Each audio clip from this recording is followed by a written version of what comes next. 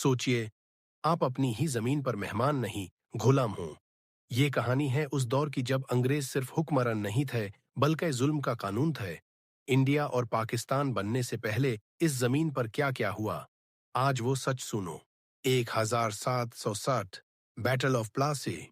East India company तिजारत के लिबास में आए, लेकिन निकाल कर हुक्मरान बनी। एक कंपनी पूरी कौम की किस्मत लिखने लगी। अंग्रेज राज में किसान अपनी फसल उगाता था, लेकिन खाता नहीं था। अनाज इंग्लैंड जाता रहा और यहाँ लाखों लोग भूख से मरते रहे। 1717 का बंगाल फैमिन सिर्फ भूख नहीं थी, ये सोचा समझा कत्ल था। 30 अप्रैल 1909 बैंडबर्ग, बेगुना लोग और एक हुकुम फायर। गोलियां खत्म हुई लेकिन लाशें नहीं। अंग्रेज ने इस कत्ल को गलती कहा, लेकिन पूरी दुनिया जानती है ये कत्ले आम था। 1807 के बाद अंग्रेज ने सिर्फ बघी नहीं, नस्लें सजा दी। लोग तोपों के सामने बंध दिए गए ताकि दर नस्लों तक जिंदा रहे। अंग्रेज चले गए लेकिन जख्म रह गए। इंडिया और पाकिस्तान आजाद हुए, मगर कुर्बानियों की कीमत बहुत भारी थी। डिवाइड एंड रूल सबसे खतरनाक साजिश।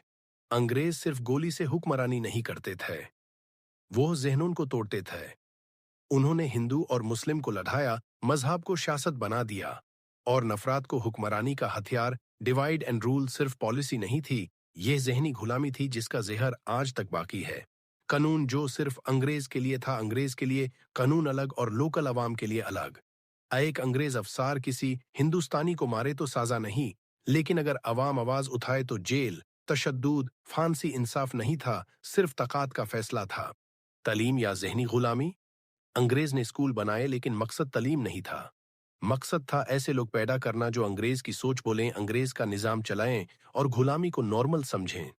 यानी जिस्म आजाद हो मगर दिमाग गुलाम। खामोश कताल, कल्चर और पहचान। अंग्रेज ने सिर्फ लोग नहीं मारे, उन्होंने जुबाने कमजोर की रिवायात को शर्मिंदगी बना दिया, अपनी कल्चर को इंफीरियर कहा। यह वो कताल था जिसमें खून नहीं लेकिन पहचान बह गई। यह कहानी नफरत के लिए नहीं, याद रखने के लिए है, ताकि हम भूल ना जाएं कि गुलामी कैसी होती है।